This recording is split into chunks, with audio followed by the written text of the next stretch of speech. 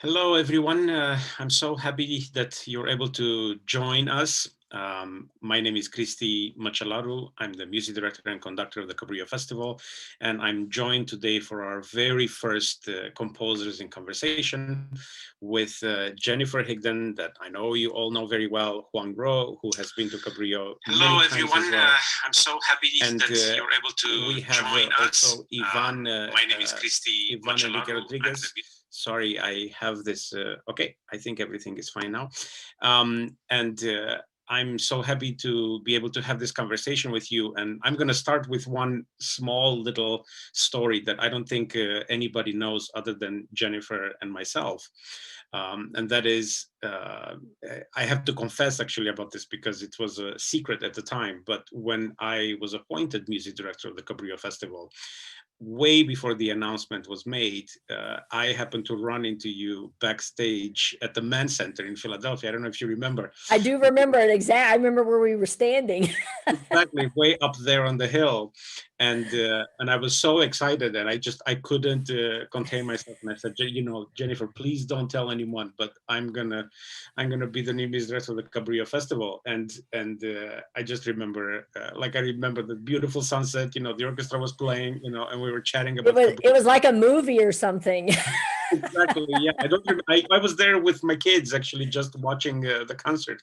That's right. Jennifer and I lived on the same street in Philadelphia for several years. Well, for a little while, not several years, but just for a little while I was assistant conductor of the Philadelphia Orchestra, and it was always fun to run on the street, to run into Jennifer. Similarly to how people write about running on the streets of Vienna into Brahms or someone like that. And it's a beautiful thing. So first of all, how is everyone? Maybe I'll start with you since we've been chatting for a little bit. Jennifer, how are you doing? How is everything? Doing okay, hanging in there. I'm approaching, I think tomorrow is the 1 year anniversary to my last concert I was at, but I've been home composing. I've actually stayed pretty focused so I could deliver music on time to the musicians in case some of the concerts happen. So doing okay.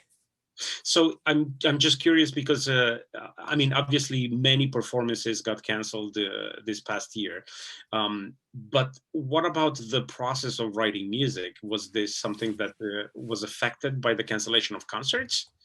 Actually, I don't think it was the cancellation of concerts. I would think it was the lack of human communication in person. So I've noticed, because the first thing I was working on was actually a piece that Cabrillo was a co-commissioner on, a double percussion concerto. And I noticed that I was picking all melodic instruments, and that there's a lot more melody occurring in everything of mine, and slower music. I don't know, there's the need to reach out or something.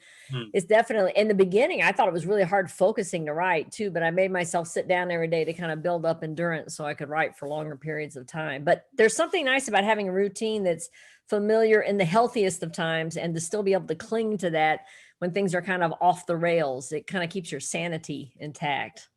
And Juan Gro, what about you? Are you finding a time? I know that you have your family as well, and probably like all parents, you are spending a lot more time with your kids, right?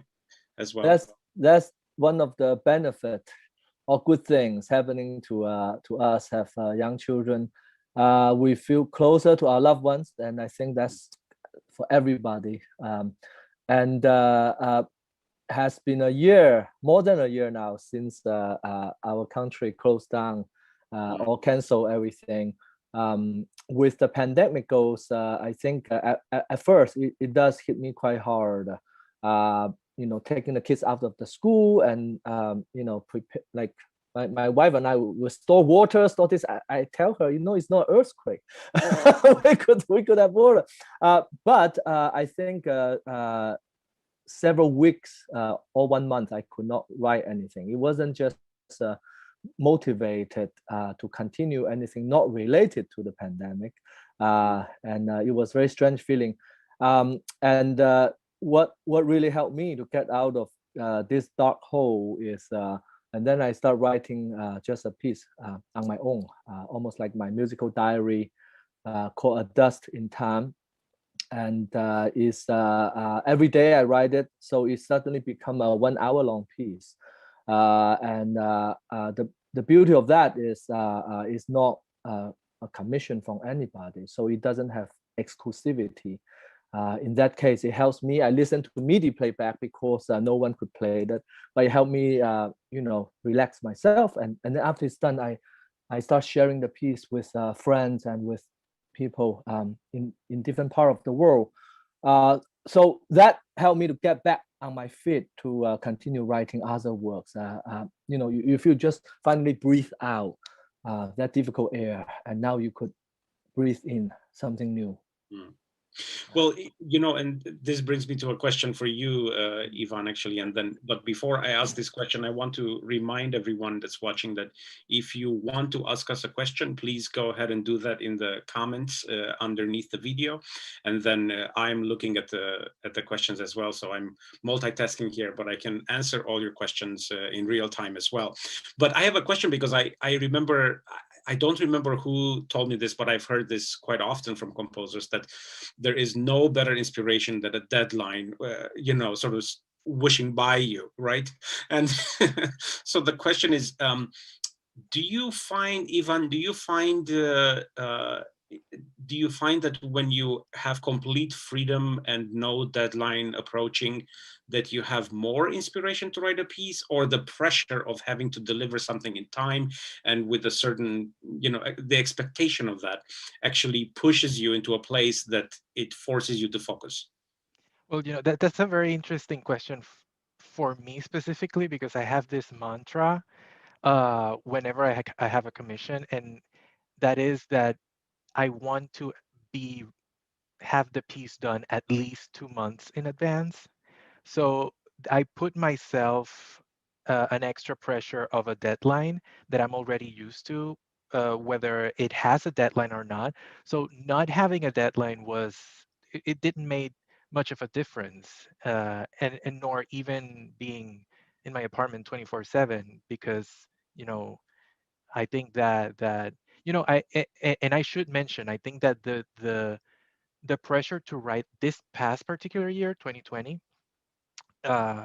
being in my apartment enclosed during the pandemic, and then during the Black Lives Matter protest and the murder of George Floyd and Breonna Taylor, that was a real catalyst in the need for writing. First, I had, same as Wang Ro, I had this pseudo blockage of, we see all the orchestras closing, we kind of, it's certain way we took for granted how interactive our art is, and how much we need the audiences and the musicians and everything else.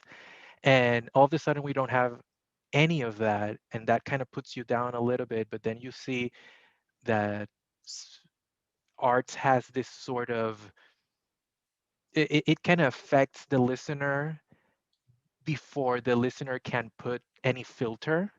So it kind of gets you before you can pass any judgment. So we see that in this type of situation, whether it's pandemic or any social issue, etc., the need for, at least for me, the need for writing was so much more urgent. So I ended up like writing so much more. And in my case, I'm a survivor of COVID as well. So I ended up even writing for a specific project here in New York, where people, you wrote solo pieces and musicians played for people in hospitals and everything else.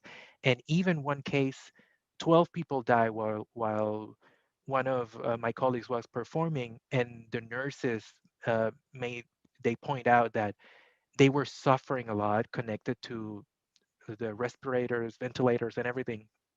And when they started performing, the nurses noticed that they suddenly came to a comfort, and then they passed away.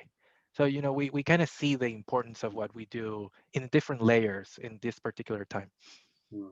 Yeah, I mean, definitely, I think music has always played such an important role of helping people really look inwards and to, it's amazing. I oftentimes think that perhaps extraordinary performance is more informed by what you bring to the concert than by how great the performance itself is. You see what I mean? Because I think it's unbelievable during this past year.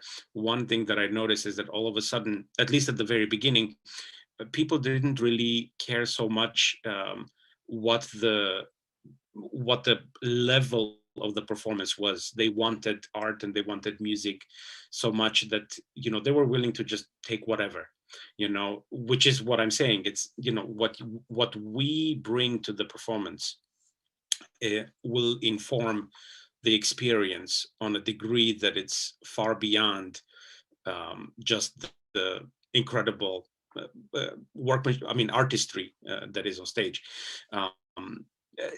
Jennifer, tell me, how do you feel about that?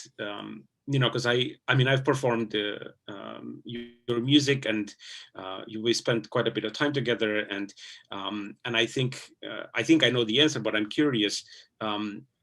Where do you fall in that line of music has to be done with such perfection that only then it really serves the purpose that you are after when you write something? You know what I mean? Like because there's a certain element of obsession as a composer, you know, with every note that you put on paper, and it has to be the right thing, you know. And then how do you feel when you feel like people are not maybe as obsessed about performing it as you were about composing it? Actually, you know, I try to take a Zen-like approach to it, and because I realize that a performer brings their own fingerprint to the music they're handling, no matter what it is. So when I'm working on pieces, I try to make sure that I get it as close to perfect as possible, although I don't believe there is such a thing as a perfect piece. So I think you have, as an artist, you have to allow yourself the freedom to just make art. I try to always make sure I'm getting everything notated in case I can't be there. And this pandemic has been a good example, because I've actually had a lot of orchestras doing chamber works of mine, and I'm never involved in the rehearsals. I don't even know it's happening until it shows up somewhere on Facebook or the web or something. So I think unless somebody is veering off in some bizarre netherworld of playing something in mind where they're way off the feel, the tempo, I'm okay with them making it theirs, basically is what it is. And I have actually learned things from the performers, from hearing them do it. And I've gone back and I said, wow, that was such an incredible idea. I didn't think about doing a retard here. And I'll go back and put it in sometimes. I'm like, that's just such a musical thing that this performer has brought to the piece. So I'm pretty open to it. I don't think there's any such thing as a definitive performance of anything. And I think Glenn Gould's recordings of the Goldberg variations, the perfect example, early in his career and at the end of his life. Boy, it's a different interpretation, but I love both. Why not? Mm-hmm. So Juan Gro, maybe you can tell me this, because I just the other day I was having a conversation with one of the musicians in my orchestra here in Germany, and we were discussing the benefit of you know, a Mendelssohn symphony being published in two versions: the version that was originally premiered in, and then he went back and revised it, right? And then a year later it was a completely different version. And when you look at it, there are arguments for both, right? But the composer himself changed so many things. Like, how do you feel about, let's say you leave behind 2 or 3 versions of a piece, but definitely the last one that you did was the one that it was performed for the next 100 years, and then someone comes back and says, wait, I would like to go back and see, actually, you know, it's like using I try to imagine a performer releasing a record where they put the tracks, all of them that they tried until they got to the performance that they wanted, but then we get to hear like the studio versions as well, you know. Like, how do you feel about that? I'm curious. You know, unless we're like Brahms, will burn whatever you don't want to be Right. seen. So I think in the computer age, we definitely, the benefit is we could revise it and just let our publisher know, okay, there are mistakes in the previous one and this one is more accurate. But if there's different versions, as what you asked, I think I tend to think that things happen for a reason for us, where we were, when, and how we thought got to be a reason. And I very seldomly, almost very rarely, and to go back to revise my previous works as childish or as imperfect they were or they are, because it's like a diary, right? That represents who I was that day, how I felt. It's something so precious that now I go back to fix that, almost like invaded the history of that past. So yeah, so if a work I really don't like, I will not let it performed or come out. So I do have that choice, and which I did to took back several works never seen the light of my in my lifetime at least. But for previous works, I tend to just write newer ones, and if mistakes, I'll fix it. But if something different from what I'm thinking today, I will not go back to make it different for that reason. It's a lot of pressure when you think about it. I mean, I've withdrawn works as well, and I'm like, I don't want anyone performing those works. They're subpar. Right.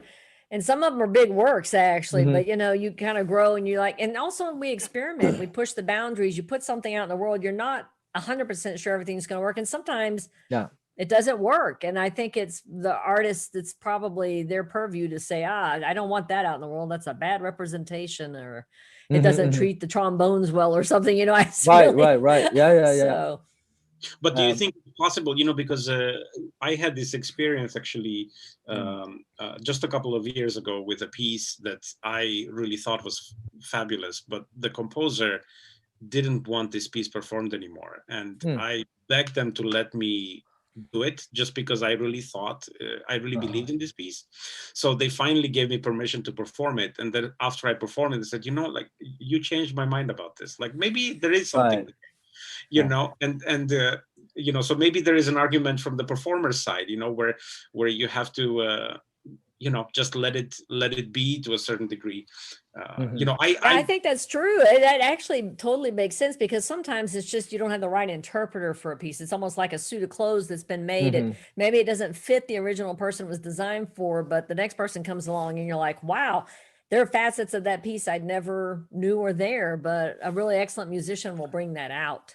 And also another point to make is, I believe, every one of us shifted, change throughout our lifetime as a composer. And some composers make dramatic change in their style, but the previous one not necessarily means it's worse or not good.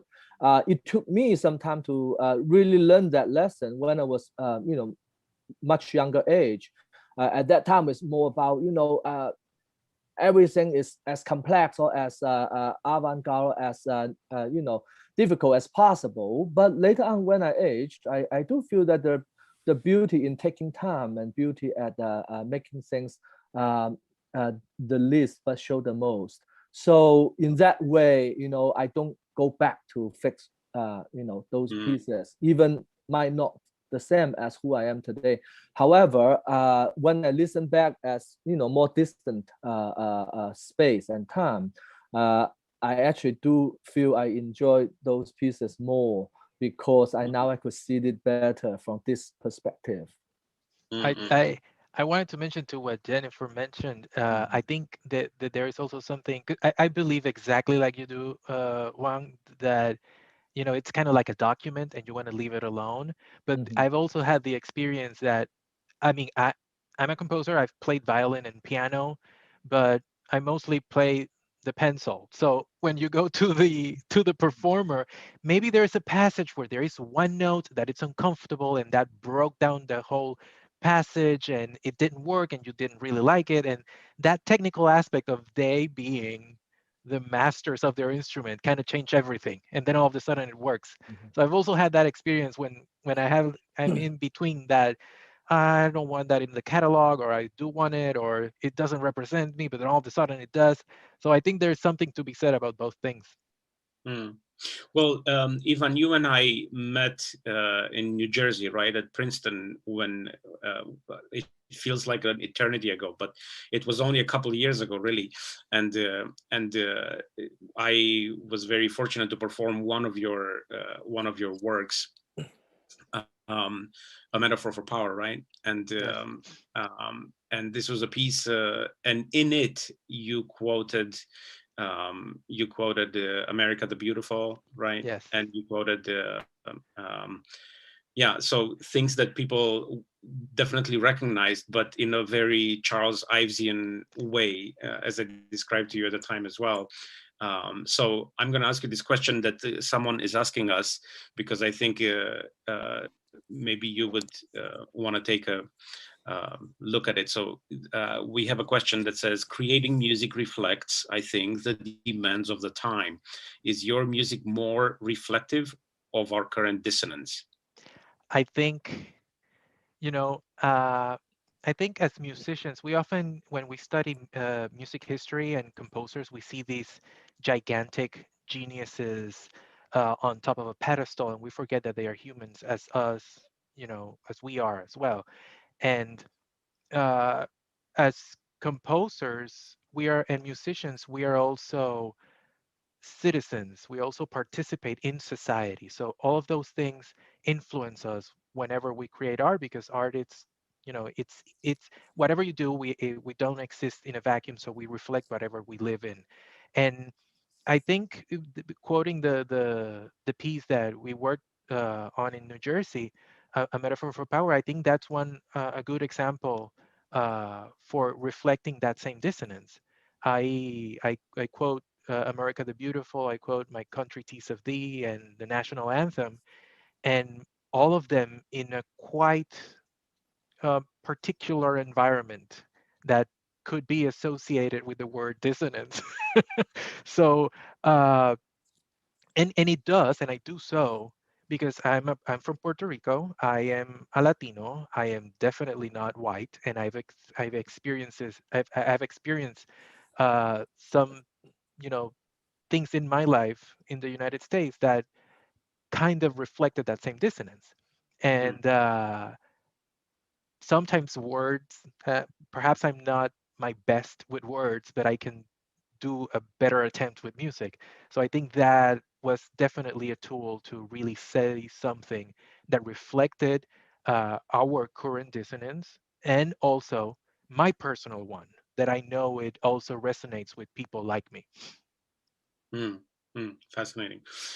Jennifer, how you've, of course, you have had an incredible career. You have an incredible career, but at the same time, I think you can probably think of similar issues at the beginning of your career, especially, right, in trying to break through, through this incredible unequal layer, I think, that had been in classical music for many years. How did you deal with that?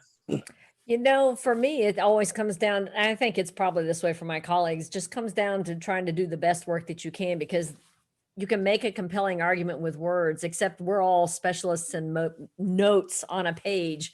And I think our argument has much more power if we can say it well in the music. And it's an interesting thing. I was thinking about your question to Yvonne. It's because a lot of times our art is a hammer. It can be a social hammer to hold something up, or a mirror, but sometimes it's also a balm. It's something that's calming, that's an antidote to whatever's going on. And it's kind of interesting I guess I'm at the age where I'm looking at all the different things that are music and thinking about all the different things we express. And I think because the pandemic has been such an extreme experience for everyone, I suddenly started realizing that more people need art as a balm, something to kind of help their soul cope with this, and I guess feel a humanity together. But it's interesting when you're starting out a career, and if you're in a group that has typically been ignored by the standard classical establishment, which this panel kind of is in that category across the board. It's tricky, but I've always thought, just put your head down, do the best work you can, and keep pushing forward. Don't give up the battle. I think that's the biggest thing that probably I was thinking in the beginning, and sometimes when you're first starting out, you're just so busy trying to get through the requirements of school.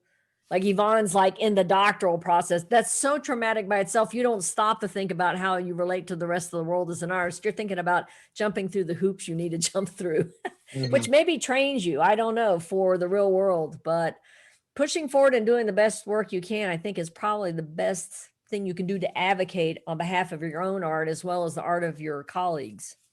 And if I may, to add to that, I think it's something that play on our strengths as artists, because for some reason we're able to feel in a very empathetic way with other people. So I think that balm, or to use a word that perhaps, that healing process, or that panacea that can really reach out to people that perhaps don't think like us, or m- may be closed up to us because of how we look or because of who we are. I think the music has this ability of not, Or perhaps, like, that completely, healing process or that panacea like that like uh, closing the filter that people like might put onto you before receiving that same music. So I think that it has that power. Mm. Yeah, Huang Ro, can you talk a little bit? I mean, you've written quite a bit for The Voice as well, and you are a vocalist yourself. And actually, one of my favorite memories in Cabrillo is, the surprise that we did when we did your piece, and you started one of the movements. You started from the back of the Like audience. that, yeah. Unexpectedly, and it was so powerful because we are I feel really, really privileged to be able to constantly communicate directly to the audience, which is in some ways the barrier. There is a slight barrier as a composer because you rely on someone else communicating that, but at the same time you are in a beautiful position because you are also a very active performer and you perform your music as well. So how do you think your music would change if you stopped performing? Well, I think there are different folds in this question. First of all, yes, I do sing. However, I do not sing too often. Only for only when is the right time and right place. So most of the time I'm working behind the scene. But that doesn't mean my voice is not in the music. I think, yes, as a composer also for opera, I sing through every line, male, female, um, high, low, doesn't, different character, including instruments. When I was back my childhood in China, at school, at that time, of course, there's no luxury to have any orchestral ensemble to read anything. So my teacher was training us to use our voice to imitate, a flute, a trombone would be something. So not only hearing on the piano, but without the piano, we sing through every line, breathe with that instrument. So unconsciously, I think that vocal quality was in my instrumental writing. So yes, I'm not performing my work all the time, but I think that performance aspects are already embedded in the music. So it doesn't really matter too much anymore at the end, because a piece being played, that it is a displacement of a composer's thought and also voice. Yeah, I think I mean, for me, I always imagined that because for many years composers actually mainly wrote for themselves to have something to perform, right? Like it wasn't so much there weren't two different paths, right? As a performer, and at the same time every major performer was expected to also compose things for themselves to perform. I think Dancer, at least. Yeah. exactly. And so I'm thinking of someone like Joachim, who, you know, collaborated with Brahms on the violin concerto by writing the cadenza. But at the same time, there's a wonderful violin concerto by Joachim himself, because the demands of the time meant that he could not just walk on stage and perform someone else's music all the time. Like, he had to perform his own things, you know. And there's a question that we have here, which ties into what we're talking about, and I want all of you to answer to this, because it says, what is the reason you like to compose most for? Do you compose to please, wow, and amaze, or to shock? Or is there another reason? Who would like to go first? That's a good question. I think that Jenny. I was going to say all of the above and none of the above. You know what? I think composing is so hard that you have to feel like you have to do it. For me, composing is organizing the world and communication. I feel like I communicate much better through notes. I don't know that I look for shock value, although I guess occasionally I'll do something in a piece that's kind of maybe it is a shock value thing, but I think that's probably just 3 facets of looking at something that is probably like a 3,000 facet diamond. But I think we compose because we absolutely have to. We can't live without it. It sounds really simple, but it literally, for me, that's what it comes down to. Ivan, what do you think? Well, I think I agree with Jennifer 1,000%.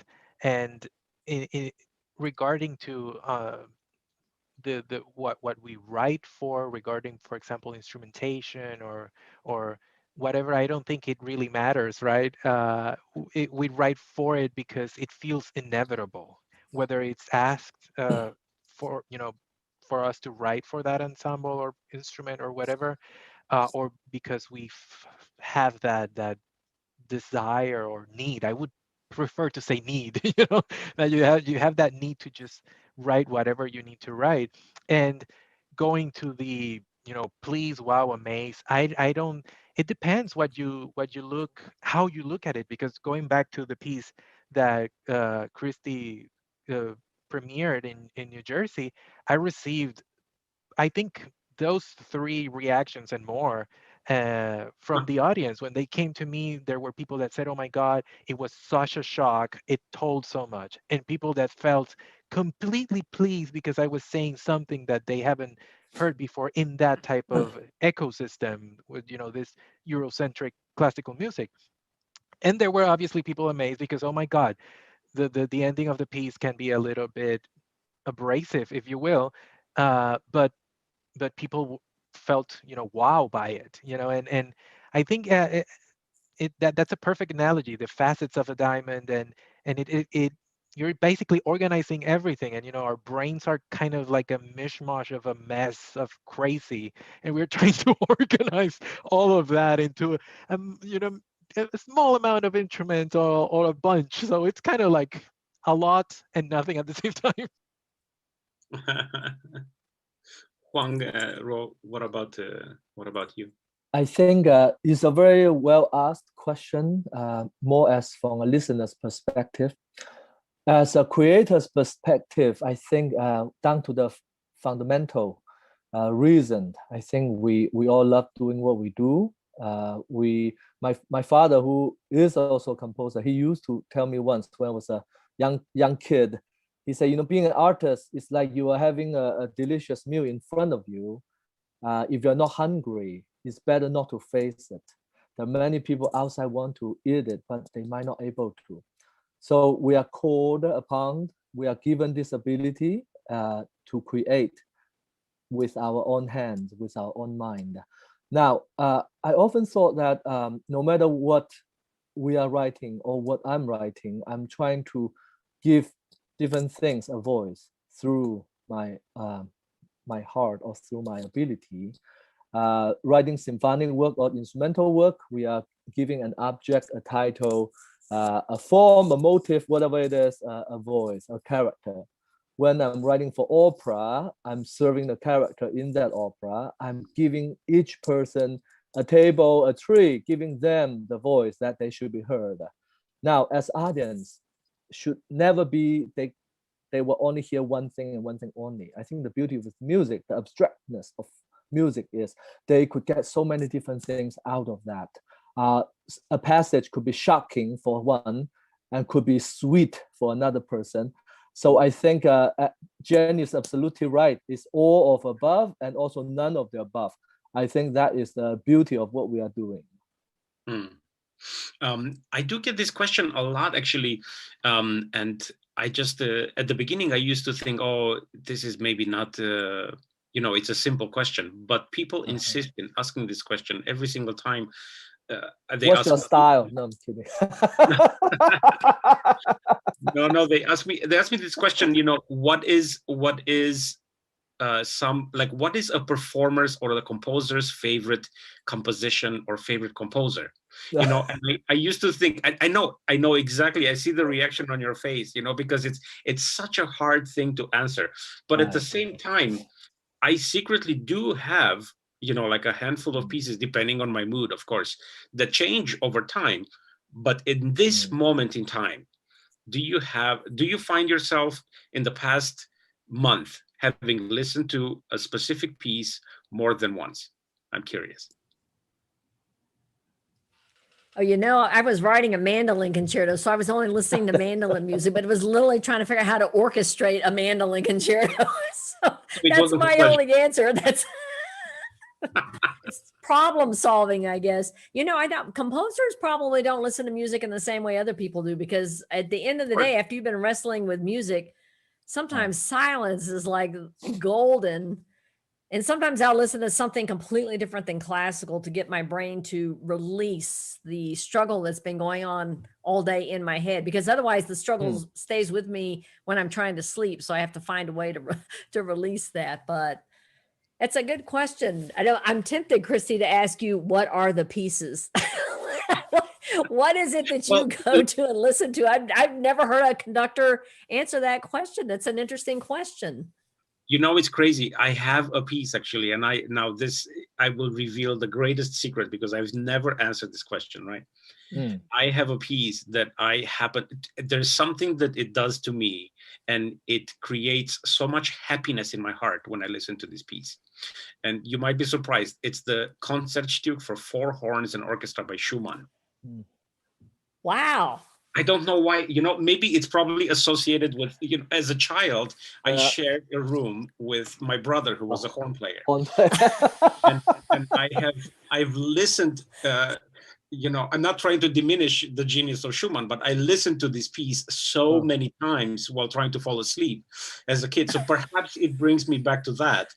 But also the way that each phrase is structured, and the way that the harmonic language and the marriage of these 4 horns, it's not easy to write for 4 horns on stage as the solo instrument, right? And I've studied this piece so many times, and I've looked at it and I've listened to it, and I just find absolute perfection in every single thing that there is in that piece. This is one of my, desert island works. And then there are many, many others, but I come every time I want to feel happy, like I feel empty, or I feel whatever, and I want to really, it takes 30 seconds to put this, and I hear da-da-da-da-da-dum, bim, bum, bim. Oh my God, and it's the greatest thing ever. All of a sudden. That's great. What a fantastic thing for you to have. It makes me wonder, and you're saying that makes me wonder, if you play a certain piece over and over to kids when they're young, is this the kind of thing they would associate with relaxing and going to sleep? It's kind of an interesting, but fascinating to hear a conductor answer that question. I don't think I've ever heard a conductor address that. Thank you for that. What's really funny, actually? I've never conducted the piece. And maybe it's good not to do it yet. Yeah, just let it be special to you. Yeah, right. Exactly. Only for hearing, not for conducting. There is music like that. There is music that I much prefer listening to than conducting. There is music, because conducting is a different kind of animal than listening. Exactly how I think it was Stravinsky. Wasn't Stravinsky that said that he liked composing, but even more than that, he liked writing notes, right? Was this sounds like him? Yes. Yeah. yeah, the act of writing was actually what he was in love with, you know, and because there's a Zen, there's a meditative process. So speaking of that, computer, paper, pen first, then computer. Like, what's your process? I'm curious. My process is computer and manuscript paper and drawing paper. And I mean, there are loads of manuscript, and I just go back and forth between computer and sketching. I mean, it's really, when I wrote my opera Cold Mountain, I think there were like 3 huge notebooks full of things. I mean, really. And sometimes it's just to write things down, to remember it from one day to the next, or remember simple details like, oh yeah, the mandolin can't do that. What was I thinking? So, but there's something nice. I think because I trained in the time period before computers really were a thing, there's something really nice about feeling connected to a pencil, writing on manuscript. And so I still need that in my process. Although my students, I don't think any of them do. I think they do everything on the computer. Right. And I wonder sometimes, do our brains process differently because of that? I mean, I heard Stephen King, the author, say this once, that it was a big adjustment for him to go from longhand to a manual typewriter to the old computers that used to have a blinking green cursor. But he taught that, it's a different thing. And he said for him, it was an adjustment going from the manual typewriter to an electric typewriter, because he said the electric typewriter was always humming and reminding you that you weren't typing anything. And he thought that was very haunting. So I thought, yeah, for composers, we probably all have a different way into the art form, but I love the feel of the pencil on manuscript. I have to agree with you there, because being from the generation of the computer, I did started writing on paper, but then I started thinking about the practicality of, okay, you're writing an orchestra score, and then you need to write all the parts again, you know, and write all the input everything again. So that definitely affected. But there is something about, and this is not to be romantic or anything, but there's something about the process. We think and we just go to the page, and we just can't, like, we can just write it, you know, instead of going through a process of input something. And now just recently I bought an iPad, and there is an app that you can write on with your pen, and it will transform into notation, right? So I'm using that, and I'm working so much more faster now. Nice. How about you? You know, we, like Jennifer, and also like Ivan, actually, we were trained as a pencil and paper. Those old good days of you do an orchestra score, you know, you have to use this mirror, this ruler is not long enough, then you somehow need to do it 2 folds. And then if you add a measure, that's the real nightmare. Oh my God, there should be 1 more measure. Then you either erase this, or you have to make this page 3 measures instead of 4, and then add a page, and then, you know, that would take several days. And then the benefit of computer, of course, to make everything much better. But I do think that it does change the way composers write music as well. You know, listening to my students' work, sometimes I wish they actually don't use computer. But however, the benefit of computer, you know, it helps us change easier, make it faster. It's just the way the world moves. You know, we need to accept that. But when I'm working on opera, there's a little bit different process. I have the libretto, you know, in print. So I'm in New York City. Sometimes when I'm taking the subway, so that I would find a quiet corner at the back somewhere of the trunk of the subway car, and then I use this number notation. I don't know whether that was familiar with some of you. So C is 1. So C, D, F, G is 1, 2, 3, 4, 5. So basically, I don't need the steps. I just use number to symbolizing the notes. You know, 3 flat would be E flat. So that way, each of my line, I have some kind of notes next to it, and then I would change it. So then when I go back home, I do more properly. But at least when I am on the move, I could still set my mind in thinking instead of totally off from of the music I'm writing. So yeah, so this is some of the process I use. Mm. So this is I mean, you don't have to answer this question if you don't want, but you know, conductors and I think performers, but I think conductors have become very guilty of this, because so many times we take shortcuts that don't necessarily benefit the art, you know, don't necessarily benefit the piece, but it makes it a little easier to make the transition from here to there, you know, like the perfect example is coming back into the coda of Brahms 1, you know, where Brahms specifically writes out a ritenuto in the music, like he increases the length of the notes, but he doesn't write ritenuto, right? But if you don't do the ritenuto, it's so much more difficult. So this tradition then was started where not only has he written the ritenuto out, then conductors do the ritenuto to arrive at the right tempo. And now it's become such a strong tradition that it's almost impossible to convince an orchestra to do it the other way, right? Which is the way that Brahms wrote it. So with that idea in mind, did you ever find yourself making phrase choice be informed by the fact that, I don't know, like you ran out of page and then something happened and you're like, oh, it's too much work to change this, I'm just going to leave the phrase like that? I'm just curious. Yeah, that probably, I'm thinking that has to have been a function of when people were doing it in ink. Exactly. And paper, because yeah, it's so easy on a computer to actually make the change and to try different versions. And I have to say, it's a lot easier on the eyes and hands. I mean, I can remember copying out those orchestra scores in ink and then having to copy out all the parts. The And parts, it was, yeah. oh God, it was so brutal. And really in those instances, Page you'd be like, turns. You don't know the page turn until you almost get there. Oops. I know. It's horrible. It's pretty horrible, actually. I'm surprised when I think back, and you know, you think we have had hundreds of years of people doing it that way. And what would Beethoven have written if he'd had a computer? That's the kind of thing I think about now. How different would this have been for Mozart and Beethoven?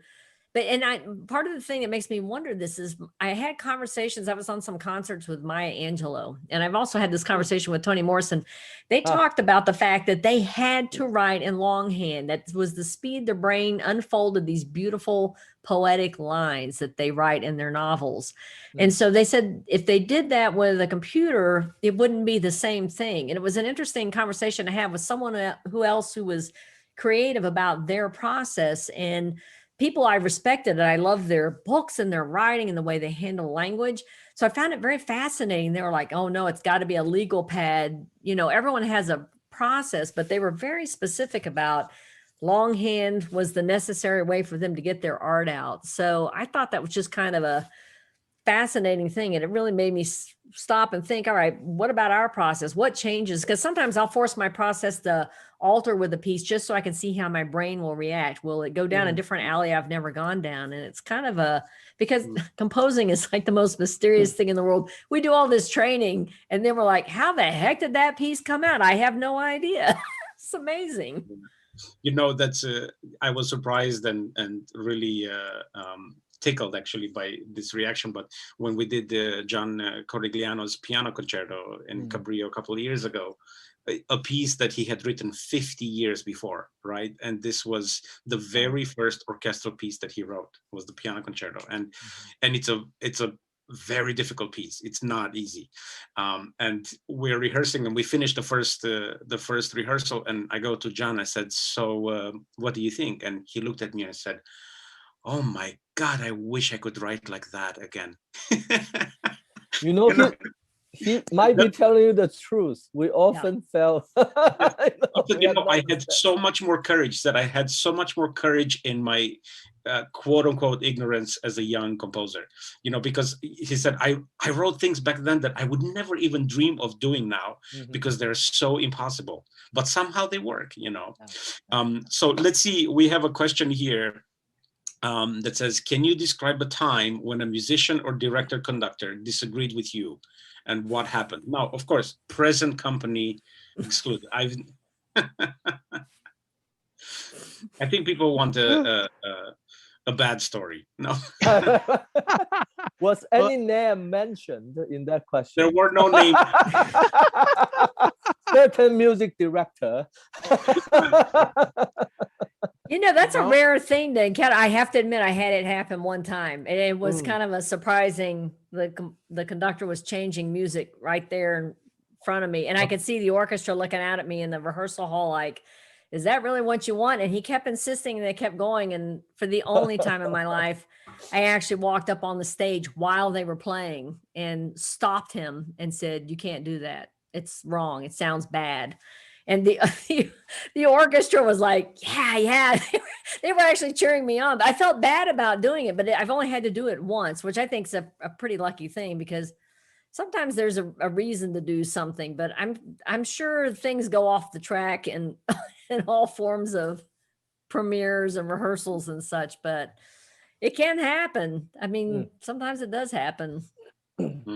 You know, I've had experiences like that with performers. I think very few. I can only remember one, and I'm not a confrontational person, so I just sat down and said yes, yes, okay, and then I went to you know my an office or in close space and started complaining about everything and throwing things away or whatever, and then sat down and went to the performer and we kind of got to an agreement. But I think it's the way they communicate that to you, because as you said, Jennifer, seeing someone just changing whatever you did, it's not that because I bet we all have that experience of writing for a performer and they say like, well, this is better in the instrument, do you think that would be better or whatever, and the way they approach you, you're like, oh yeah, oh that, yeah, that makes sense or whatever.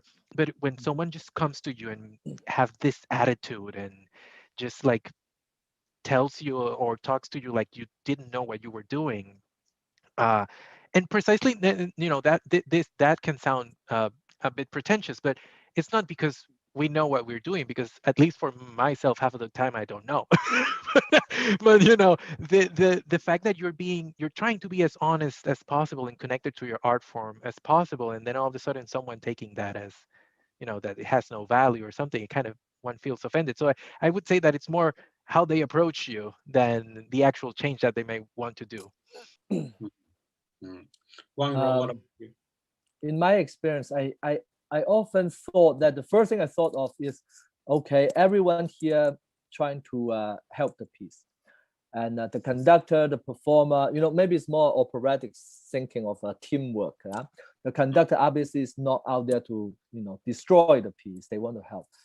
There are certain things composer could help to make the process easier, to avoid conflicts. Of course, I myself learned from the hard way.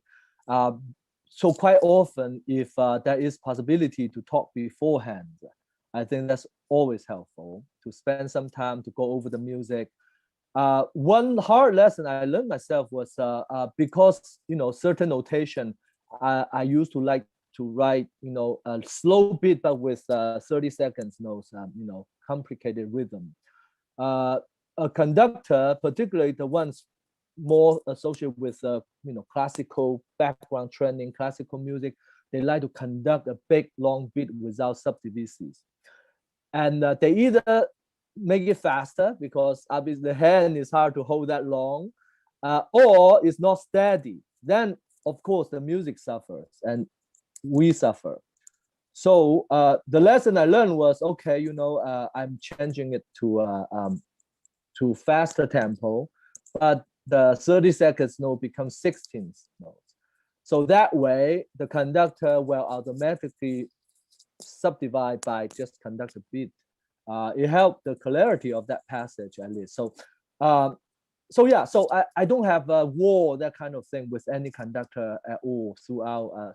Fortunately, knock on wood, no big arguments. But I do think that the ways we could help each other to make life easier, because at the end, everyone wants the success of the piece, the performance. Yeah, and I definitely, from a conductor's perspective, I think there's been a pretty significant change, generationally speaking, with the older conductors that actually felt like they were not doing their job if they did not help the composer. And I mean Beethoven and Brahms. I mean, I know all the generation, that now is in their 70s or 80s years, they were trained as conductors that you have to impose your point of view on the music. And almost 100% of the time that translates into, an orchestration change in a Beethoven symphony, a chord change. And I mean, I've seen horrible things to my standards, where conductors have reorchestrated entire passages in Shostakovich symphonies just because they wanted it to sound different, but they did it not so much from a place of, I hope they didn't do it from a place of trying to say that they were better, but they did it from a place where it was expected of them to bring something new to the piece. If not, they were criticized for not doing their job. You know what I mean? Yeah. And I think right now, in this generation, conductors are encouraged to be more true to the composer and the composer's intent. And that is how you do your job better. And that's what's beautiful, actually, for me. I have never had an instance with an orchestra where I defended the composer and then I did not win the argument in the process with the musician in the orchestra, because you cannot argue with the composer, dead or alive. As a performer in the orchestra, when I'm the advocate of the composer in front of the orchestra, and I say, but this is what the composer wrote.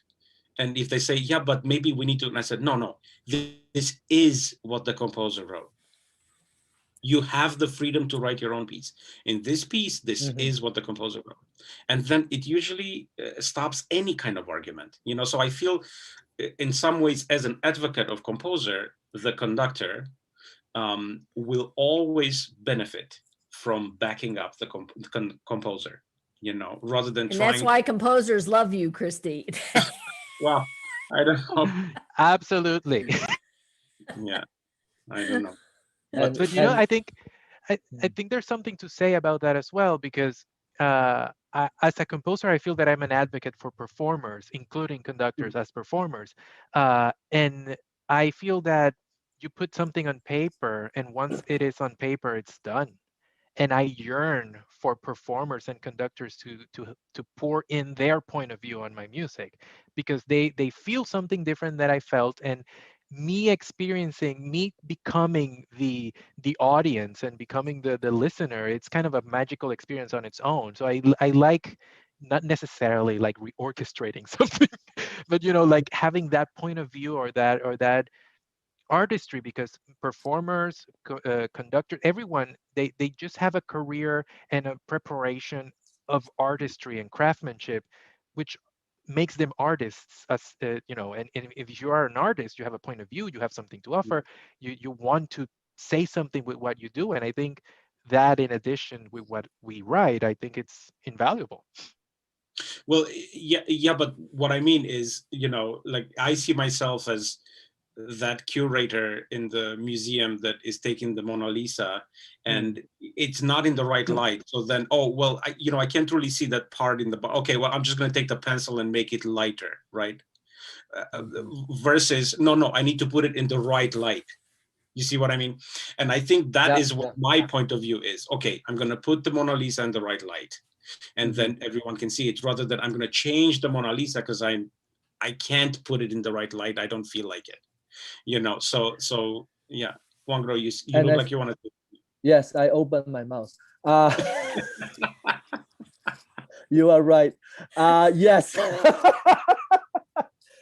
I think that that's the beauty of working with living composers, right? That's why Cabrillo exists, and why we are here for this talk as well. Imagine you cannot talk to Brahms or Beethoven anymore, and you have to guess, is Beethoven's metronome really wrong? Now there's a new theory, is he look at the bottom part of the metronome instead of the top part. If you look at his metronome marking, if you count the top part, it's always sound right, but the bottom part is always so fast, but it's exactly that margin, right? So you can't check with that anymore. But you can call us or text us or Zoom us nowadays. That's the new term now as a adverb.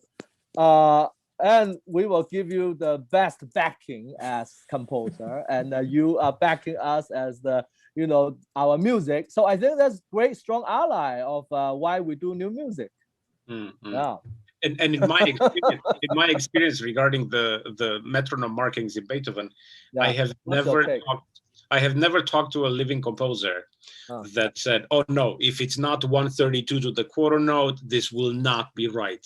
It's always like, well, 132 seemed right at the time. Like, see what makes sense when you're performing it. Because 132 with an orchestra that's struggling will sound awful, versus 132 with an orchestra that really knows the piece. It'll be like, maybe we can go a little faster. So there's an even with the Beethoven markings, if the orchestra is struggling, I really don't think Beethoven would have liked that, to be heard. Well, this is really fascinating and really fun, but believe it or not, an hour has passed already. That's our cue. So I want to ask, before we close, I just want to ask if you want to say, unfortunately, Ivan, I'm so sorry you were not able to yet experience the live, in-person, amazing community that we have in Cabrillo, which Juan and Jennifer have experienced many times. But we can't wait to have you there. And but if you want to say, just in closing, a couple words to our community and our listeners, please feel free to use this time. Actually, I want to say thank you to Cabrillo. Can I just say, I think people are going there to make music and to hear the music and to watch the rehearsals. You may be watching history unfold in one of those glorious pieces that comes out from that incredible orchestra with Christian on the podium. It's just an amazing experience. So being a part of history, that's not a small thing. Yeah, I would like to echo that, and also say thank you to Cabrillo, immense thanks, because you're maintaining this art alive. And even from afar, you see, when we are growing up wishing to be composers, we see that there is that outlet there, that it's this fire that keeps it going. And I'm so grateful that you guys maintain this culture of new music alive, and have such a an audience with so much fervor of wanting to hear new stuff. And I think that it's very much needed. And I think I speak for all of us and many friends and colleagues that would agree that this is very much needed, and it's a jewel in America and in the world. So I'm very grateful, and I can't wait to be there and share with all of you. Cabrillo is a family to me, not just being there, but also afterwards. You feel that constant in touch and love continues throughout the years, and as what we are doing now as well. It is a place that you get a call or email, you will not say no to. And no matter how busy or whatever you're committed to, go to Cabrillo. As a composer, as a young conductor, as an audience, just be observing. Yes, history are made together. And also it's just the atmosphere, the environment. Everyone is there to support you, to support each other. From conductor, from Christy, from the performer, the orchestra, from Alan, from everyone, from Lindsay, from all your peers and colleagues. Yeah, everyone's smiling for that reason, and I can't wait for the end of this terrible pandemic to pass, and we will double down, triple down of new music making and smiling, and I think that celebration will come. Welcome. Thank you. Thank you. Well, we feel the same about composers, about you, obviously, and we can't wait to see you there, to hear your music, and to hear what you've been writing lately. So thank you all for joining us, and until next time. Thank you, everyone. Thank you. Thank you.